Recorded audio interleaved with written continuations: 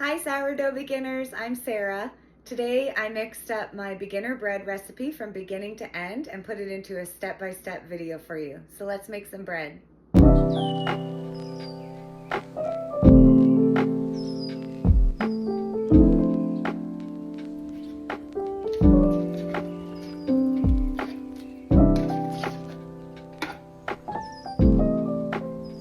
Okay, let's get started.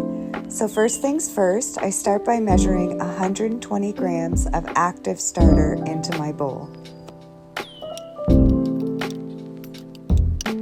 Next, I tare my scale to 0 and I add 680 grams of water. I'm using regular tap water. I use a whisk to mix my water and my starter, and I stir until my starter is fully dissolved. Next, I tare my scale back to 0 and I add 850 grams of all-purpose or regular bread flour. Next, I add 150 grams of a sturdier flour, either whole wheat, rye, spelt, oat. I get to a total of 1,000 grams of flour. Next, I add 20 grams of salt. I just pour it in. I tared my scale back to 0 again and watch for 20 grams. Now I use a spoon to blend my flour and salt on top of my liquid. And once it's blended, I begin stirring the dough with my spoon. I keep stirring with the spoon until the dough's really started to come together, and then I finish it with my hands.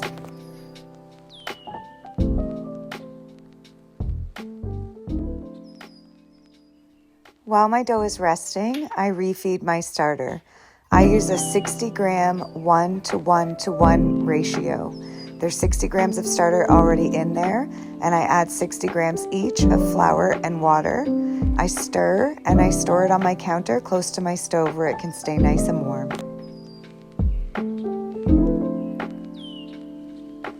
I repeated the whole process and mixed up a second batch. The first batch was with whole wheat flour, and the second batch is with spelt flour.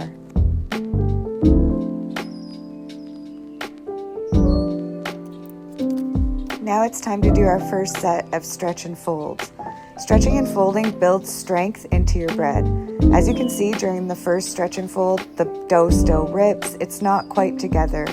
As we continue to stretch and fold 2 to 3 more times, it'll get stronger, and I'll show you soon how to tell when you've built enough strength.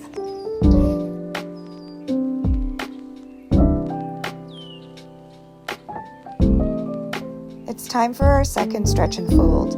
You can see just by looking at the dough that it's starting to come together more, and when I stretch it and fold it, it's holding together. It's starting to build strength.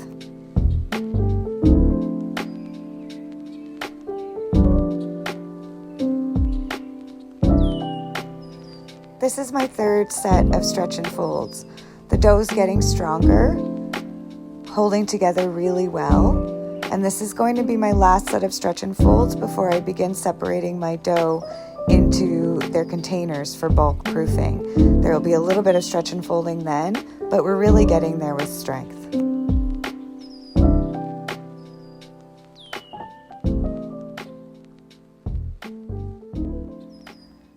I'm going to do one last stretch and fold, and then I'm going to check for the window pane effect.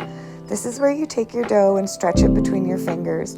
And if it holds together and gets a little bit translucent and doesn't rip really easily, then you've built enough strength to move your dough over to bulk proofing. After I've done the window pane effect, I'm going to separate my dough into straight-sided clear containers that will allow me to watch them as I'm bulk proofing so that I can see whether or not they've doubled. Here we are doing the window pane effect with the first dough. Looks good, ready to go.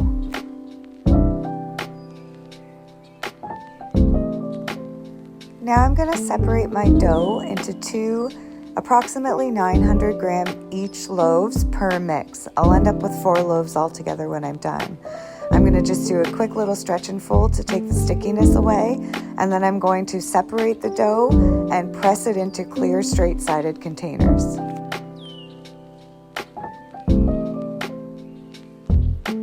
I'm placing the lids on my containers, and then I'm going to use a Sharpie to mark the height on the side of the container.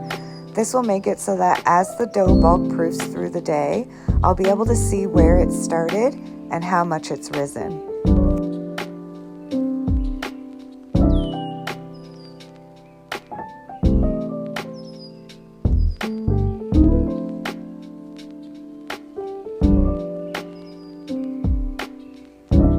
My heights are marked, and now I'm going to leave this on the counter in a warm place to bulk proof for the afternoon. I keep my dough and my starter right next to the stove.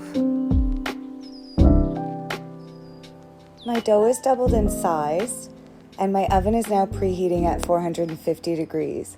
I'm placing a tray of water on the bottom rack to preheat with my oven, and before I put my bread in, I'm going to wait until that's nice and bubbly. I'm going to take my doughs and pre-shape them. By pre-shaping, we're starting to build tension into the dough, trap the bubbles, and let it get ready to start being shaped or put away for bulk proofing. I'll work with my bench scraper, which in my case is a knife, to gather the dough up into tight balls, and then I'll let them rest for about 30 minutes.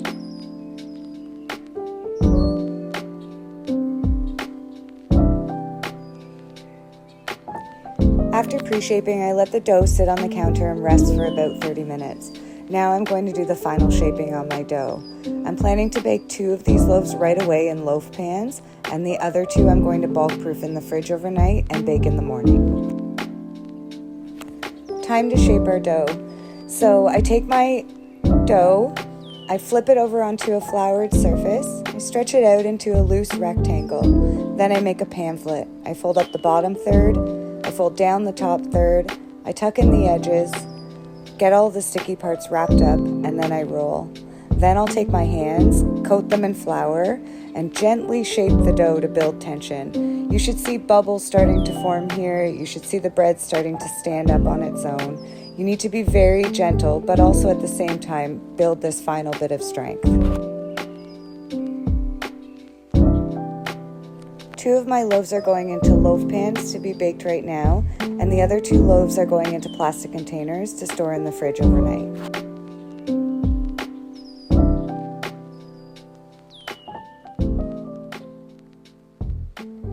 My oven is fully preheated now, and my tray of water on the bottom rack is bubbling and boiling. I'm going to score my dough and place it in the oven to bake. I'm going to cover the dough with a light dusting of rice flour, gently rub it in, and then score about a 1/2 inch deep down close to the middle of the bread, and then put some cosmetic scores on the edges just for looks.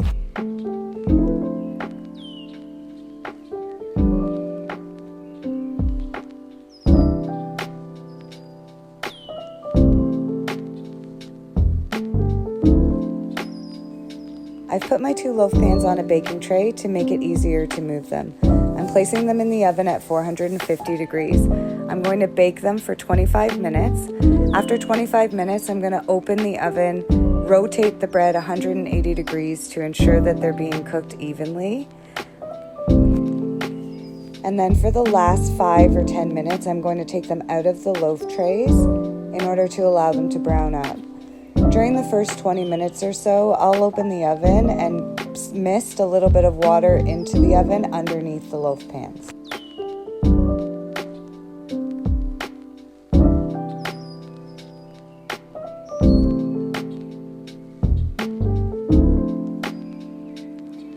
My loaves have baked now for a total of 45 minutes.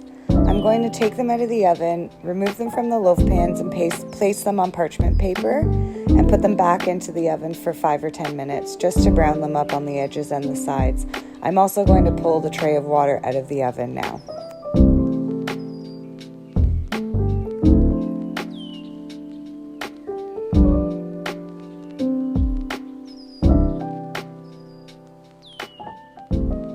And now the most exciting moment, yay! My loaves are done. I'm so excited. They turn out perfectly. They have a beautiful ear. I'm going to set them on a cooling rack now to cool for about an hour before I cut into them. We're going to eat them for supper tonight.